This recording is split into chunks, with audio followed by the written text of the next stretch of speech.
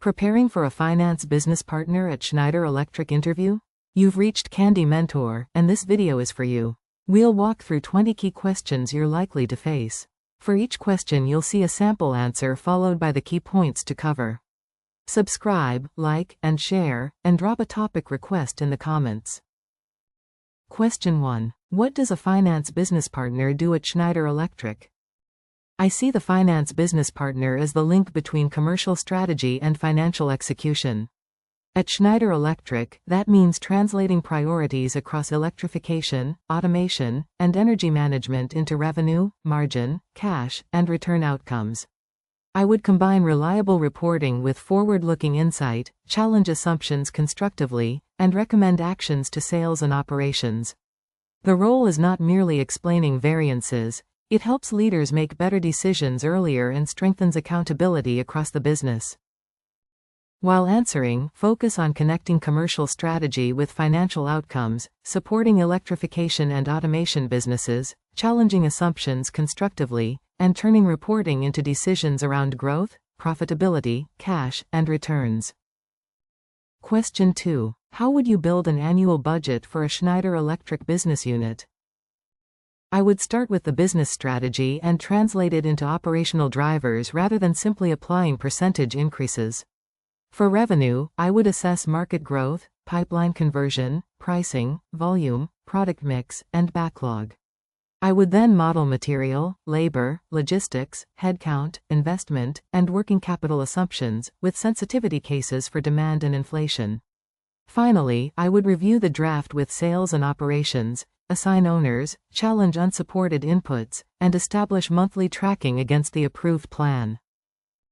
Make sure to cover the operational drivers behind revenue, price, volume, mix, costs, headcount, working capital, and capital expenditure, while linking assumptions to strategy, market conditions, capacity constraints, and measurable ownership. Question 3. How would you explain a revenue shortfall to a commercial director? I would avoid presenting one unexplained variance percentage. I would bridge the shortfall from plan by volume, price, mix, currency, customer timing, cancellations, and backlog conversion. For example, if revenue is 4% below plan, I would identify whether delayed projects caused the timing issue or whether demand and win rates have deteriorated. I would then quantify the recovery opportunity, such as reprioritizing orders, improving conversion, or adjusting the forecast, and agree actions and dates with the commercial director. In your answer, talk about decomposing the gap into volume, price, mix, timing, foreign exchange, cancellations, and backlog conversion, then separating controllable causes from market effects and proposing specific corrective actions. Question 4. Which KPIs would you use to manage commercial performance? I would use a balanced set of leading and lagging indicators. Leading measures include qualified pipeline, order intake, win rate, backlog coverage, pricing actions, and forecast accuracy. Lagging measures include revenue, gross margin, operating margin, cash conversion, overdue receivables, and return on capital. I would also examine customer, channel, geography, and product profitability because total growth can hide value destruction. The right dashboard should show both performance and the operational levers management can influence. Be sure to mention revenue growth, gross and operating margin, price realization, order intake, backlog, win rate, forecast accuracy, conversion, working capital, cash conversion, and customer or product profitability. Question 5. How would you analyze a gross margin decline? I would build a gross margin bridge from the prior period or plan, separating price, volume, mix, material inflation, labor, freight, productivity, absorption, foreign exchange, and one-off items. A 200 basis point decline might result from unfavorable project mix rather than broad pricing weakness, so customer and product detail matters. I would validate the analysis with operations and sales, then quantify actions such as price increases, sourcing changes, productivity improvements, or mix shifts, including timing and accountable owners. While answering, focus on a structured margin bridge covering price, volume, mix, material costs, labor, freight, productivity, absorption, currency, provisions, and commercial discounts, followed by quantified recovery actions. Question 6. How would you assess whether a proposed price increase is commercially viable? I would compare the requested increase with cost inflation, customer value, competitor positioning, contract clauses, and the risk of volume or share loss. I would model several scenarios: full implementation, partial acceptance, delayed implementation, and an adverse volume response. I would distinguish list price from realized price after discounts and mix. The recommendation should show incremental revenue, margin recovery, customer impact, and execution timing, enabling sales leadership to pursue the highest value opportunities rather than broad, indiscriminate increases. Make sure to cover cost inflation, customer value, competitive positioning, contract terms, elasticity, volume risk, margin recovery, implementation timing, and scenario analysis rather than treating price as an automatic profit improvement. Question 7. What would you do if sales forecast revenue materially above the finance forecast? I would first establish whether both teams are using the same definitions, period, currency, and recognition assumptions. Then I would review orders already received, backlog, pipeline stage, historical conversion rates, customer evidence, delivery capacity, and project timing. Rather than choosing a number by hierarchy, I would create a base case and upside case with explicit probabilities and risks. I would document the assumptions, agree leading indicators, and update the forecast quickly as new evidence emerges. In your answer, talk about reconciling definitions, evidence, pipeline stages, backlog, customer commitments, conversion history, capacity, timing, and risk-adjusted scenarios before resolving the disagreement collaboratively. Question 8. How would you improve forecast accuracy? I would diagnose forecast error by product, region, customer, salesperson, and driver to identify recurring bias. Then I would replace unsupported top-down percentages with a driver-based model using backlog, pipeline conversion, pricing, capacity, seasonality, and delivery timing. I would establish ownership, common definitions, forecast cutoffs, and a regular review of assumptions. Accuracy should be measured by both amount and direction of error, while scenario ranges preserve transparency when market volatility genuinely limits precision. Focus on driver-based forecasting, clear ownership, consistent definitions, pipeline and backlog discipline, historical bias analysis, rolling updates, scenario ranges, and feedback loops that distinguish process issues from genuine market volatility.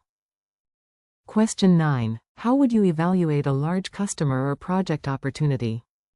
I would evaluate the opportunity on incremental economics, not just reported revenue. The analysis would include price, volume, product mix, material and labor requirements, implementation costs, logistics, working capital, warranty exposure, payment terms, and capacity usage.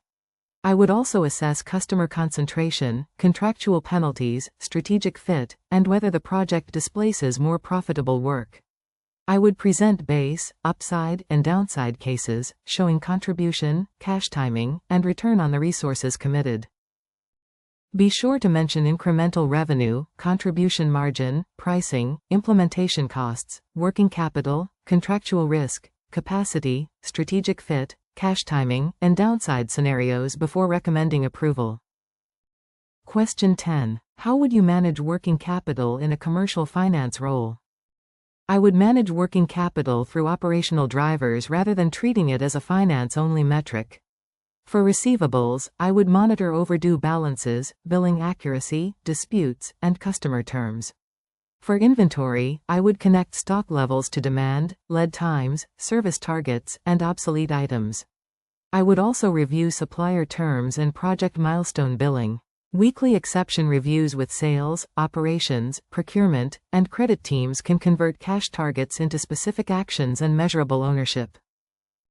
In your answer, cover receivables, inventory, payables, project milestones, customer payment terms, overdue debt, demand planning, supply constraints, cash targets, and collaboration with sales, procurement, operations, and treasury. Question 11. How would you analyze a customer profitability problem? I would calculate profitability using net realized price and total cost to serve, not headline sales value. That means including discounts, rebates, product mix, freight, technical support, returns, warranty, payment behavior, and special service requirements. I would distinguish incremental costs from broad allocations so the decision remains economically meaningful. If profitability is weak, I would test price or terms changes, assortment simplification, service redesign, or exit options, while considering the customer relationship and strategic value. Focus on net realized price, discounts, product mix, service requirements, freight, returns, warranty, payment behavior, cost to serve, and allocated versus incremental costs, then propose commercially realistic remedies. Question 12. How would you assess the financial impact of a foreign exchange movement? I would separate transaction exposure from translation exposure and distinguish currency movements from operational performance. I would quantify the impact on revenue, costs, gross margin, operating profit, receivables, payables, and cash by currency. I would then consider pricing responses, natural hedges, contractual protections, and any treasury hedging already in place. Management needs to see both the reported impact and the underlying constant currency trend, alongside the assumptions used in forecast and guidance. Make sure to distinguish transaction and translation exposure, isolate rate, volume, price, and mix effects, consider hedging and natural offsets, and explain implications for revenue, margin, cash, and guidance. Question 13. What is your approach to business case analysis for a capital investment? I would build the case around incremental cash flows, including purchase cost, installation, ramp-up, maintenance, working capital, tax, and any disposal value. I would evaluate NPV and IRR alongside payback, because payback alone ignores value after recovery and the time value of money. I would test demand, pricing, utilization, cost, timing, and execution sensitivities. After approval, I would establish a benefits tracker comparing actual capacity, productivity, revenue, and cash outcomes with the original case. While answering, focus on incremental cash flows, investment timing, working capital, tax, depreciation, useful life, NPV, IRR, payback, capacity benefits, risks, sensitivities, and post-investment performance tracking. Question 14. How would you handle a request to approve a deal with attractive revenue but weak margin?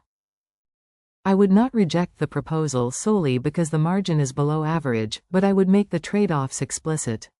I would calculate incremental contribution after all relevant costs, assess capacity opportunity cost, payment terms, implementation risk, and potential follow-on value. I would test whether price escalators, volume commitments, scope limits, or service charges improve economics. My recommendation might support approval with conditions, but only if the strategic rationale and downside protection justify the lower initial margin. Be sure to mention strategic rationale, incremental contribution, capacity opportunity cost, cash terms, customer lifetime value, pricing protections, downside risk, approval thresholds, and conditions required for acceptance. Question 15. How do you partner effectively with sales leaders who resist financial challenge?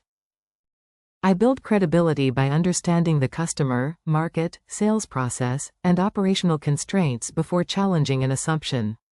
I use transparent analysis and shared objectives, such as profitable growth and reliable delivery, rather than presenting finance as a gatekeeper.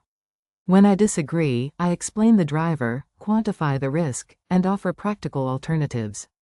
Early involvement is important because finance can help shape a better deal before commitments are made, instead of criticizing it after approval. In your answer, emphasize credibility, listening, shared objectives, fact-based analysis, commercial practicality, early involvement, respectful challenge, and presenting alternatives rather than simply blocking decisions. Question 16. Tell me about a time you identified a commercial risk before it appeared in the results. In one role, I noticed order intake was holding up, but pipeline conversion and delivery dates were weakening across several accounts. I compared current opportunities with historical conversion and capacity data, then showed sales that the forecast depended on unusually optimistic assumptions. We reclassified the pipeline, escalated at-risk customer decisions, and created a downside scenario for operations. The eventual result was a more credible forecast and earlier resource adjustments, avoiding a larger quarter-end revenue and inventory surprise.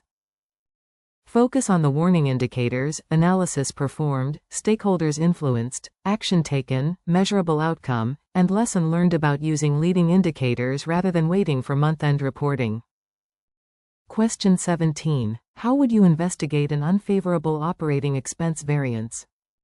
I would first reconcile actuals to budget and prior year, then classify the variance by timing, rate, volume, headcount, vacancies, discretionary spend, reclassification, accrual, and one-off items.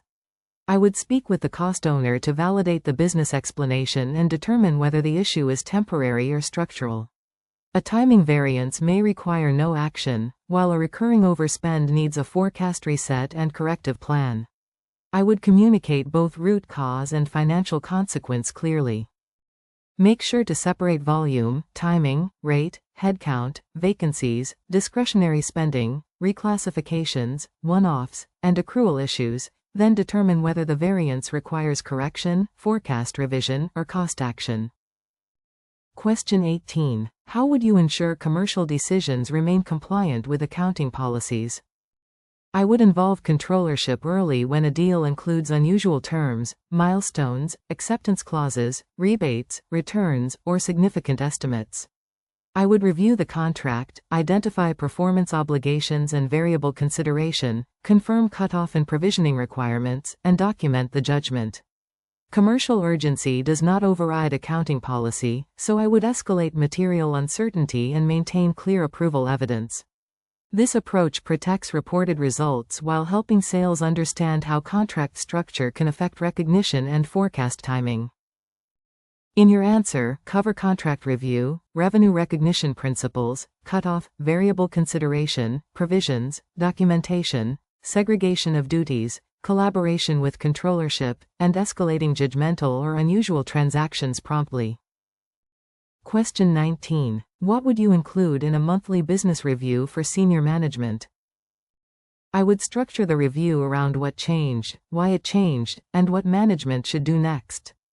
It would include revenue, orders, margin, operating expenses, cash, and key commercial KPIs versus plan and prior year, supported by driver bridges. I would highlight forecast changes, risks, opportunities, and sensitivities rather than burying them in detail. Each material issue would have an owner, action, deadline, and requested decision, making the review a management tool instead of a reporting ritual.